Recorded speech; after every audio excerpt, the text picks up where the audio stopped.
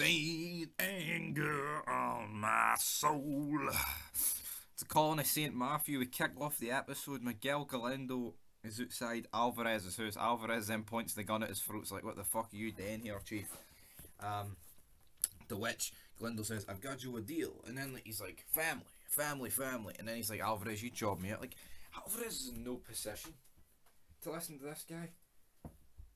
Know what I mean? Like, doesn't need to listen to him one single bit, but decides to. Easy then awakens from his nap with I can't even remember her name, Sophia, I think.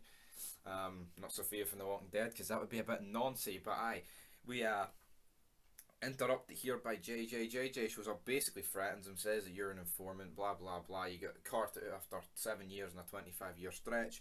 But then says, I don't want to give you up to your brothers. I want work. I was a king in prison. I'm a jobber out here. I need work. So this guy, right, basically threatens Easy. Easy then tells him to say it again, right? And he basically does say it again, but words it differently. And says, if you don't give me work, I'm going to put a bullet in your head. You know, like, why doesn't Easy just kill him? Why doesn't Easy just kill this guy? Makes no sense. I mean, he killed Conchi. I mean, I get... But I mean, like, Gare Conche threatened is like to kill him. He's like, I'd never trust you. But I don't think Conche would have actually have killed him. But this guy's threatening to rat him out, which would spell disaster for fucking Easy. You know, everyone connected at the same time. What I mean, maybe Easy's going to drop him in the finale, but the finale shows no signs of that. I mean, then why is this dragged on to the finale? Easy show up to his camper fan in the first 12 seconds of next week's and drop. And meanwhile, Emily visits Aaron, says, right, you get out the country, I've got some business to take care of here. Then we get the big meet with Alvarez and Easy, meeting with Miguel and the wee midget woman. This was embarrassing, man. You've got this woman who's like 2 foot nothing, literally 2 foot nothing, getting her hand held by Galindo, walking out for this meet, and you're like, what is going on here? They have the meet, and then like she keep like her and Galindo's burying Easy, right? Easy's fucking turned down a very dark path this season. He's turned into an arsehole, but who the fuck do these two think they are burying this guy? And then they reveal basically they reveal the deal, and then what they're doing will be all this heroin, and there's a shit ton of heroin, guys. There's about fucking 50 crates full of heroin. I mean, you thought the operation and Sons 30 keys of hard cut Colombian cocaine. That was fuck all compared to this operation. This is some serious fault, but it looks like they're going to agree to it. The way Alvarez is talking about it is that they're definitely going to agree to it. But Angel then basically apologises to Nails. We see him talking also with Adelita about baby names. He wants to maybe call the baby Maverick. Isn't quite decided on that, but then she's like, why don't we call it Christopher? Yes, Adelita, Christopher Benoit, because that is exactly what we want. But guys, not one son made an appearance in this. I mean, we all thought it would be Tig, but it was nobody. That was the depressing thing. Absolute nobody made an appearance in this from the Sons, which I think is fucking ridiculous. Like, what is stopping us from getting a scene with Terry in the ICU and like a San Bernardino member like talking to him like, oh, I'm going to offend you or something, you know, or like Tig on the fucking man, come on. Absolute shite. Absolute shit. But bang bang, good night. We have the big reveal that Creeper's girlfriend, well, I mean, she's getting referred to here as Kate, right? But I'm just going to call her Creeper's girlfriend because I've actually forgot, is it Jodie or something? But yeah, turns out she's actually in the police. She's a rat. She's trying to get information on it, and they basically say, she's like, oh, I know it was too early to put you back in the field. So obviously she's been in the police before. So yeah, Creeper looks like he's been absolutely shafted. Kind of reminds me of The Sopranos when like Christopher got shafted by Adriana, but the smart thing was there was no cameras in their apartment. Here there is, so I mean, if Creeper wiped her out, all the proof would be there, you know, that he's fucking killed this woman, you know. And then that's basically how the episode did end, in fact, with like her whispering to Creeper about what the fuck's going on.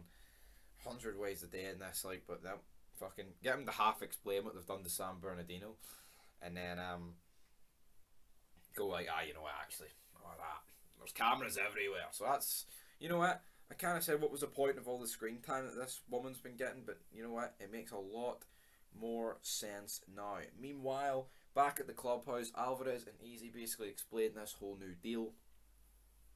Everyone seems on board with it. Easy's like, it's going to make Santa Padre kings again. We're going to be rich. Sam Crow, Sons, the other charters ain't going to fucking mess with us. But then Alvarez says, but I don't want it.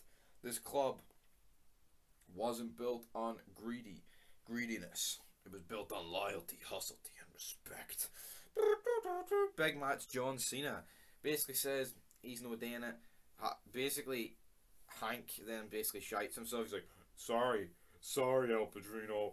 I'm with Bishop and Easy on this one. It's like, mate, you're fucking shite. Like, why not kill Hank? The guy has done fuck all. At least everyone at that table this season's had something. I mean, at least TAZA, like, fucking, he shaved his hair. He saved Bishop, and then we'll get to TAZA.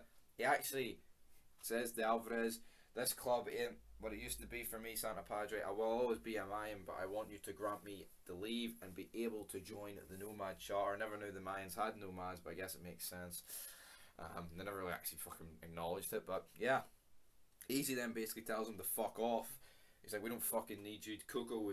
What Coco would do to be sitting in that seat that you're sitting in. Valid point, but I mean, I guess you see Taz's point of view. Like, he can't exactly. It's hard. I mean, it's kind of awkward for him sitting there, especially with Bishop and shit. But then I thought if Bishop was going to rat him out, it was going to be this point here, but he didn't. So fair play to Bishop. He could have fucking very easily done that. You're not going anywhere, buddy. This guy killed Riz. I wonder if I'll ever get refilled to the club. Probably not. But yeah. And then Angel looks easy. He's like, whoa, lay off the guy a bit. You know, no happening today. Sunshine. Easy.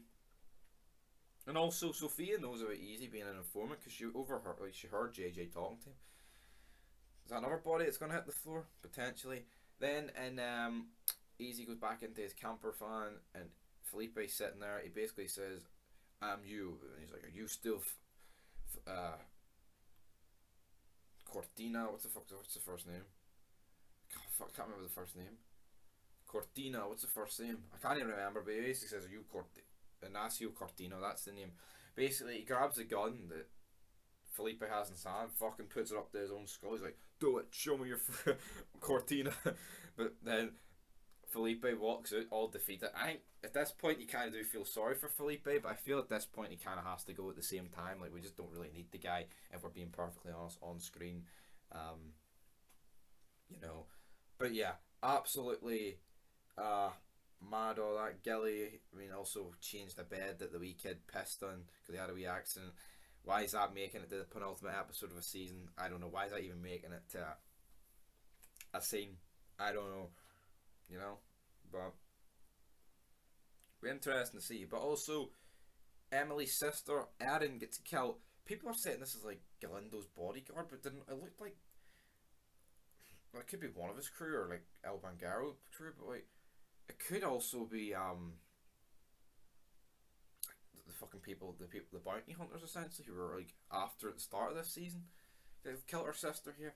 I'm not really sure, guys, but that is your episode, The Calling of St. Matthew.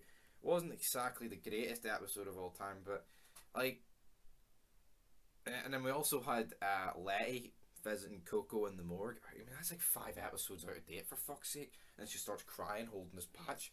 It's like, this season is so out of sync. Like, I do like some aspects, but it's like they just throw shit against the wall and hope it sticks. Like, the scenes don't match up. It's like you're watching a fucking completely different show. Like, the only stuff that linked up was the club stuff.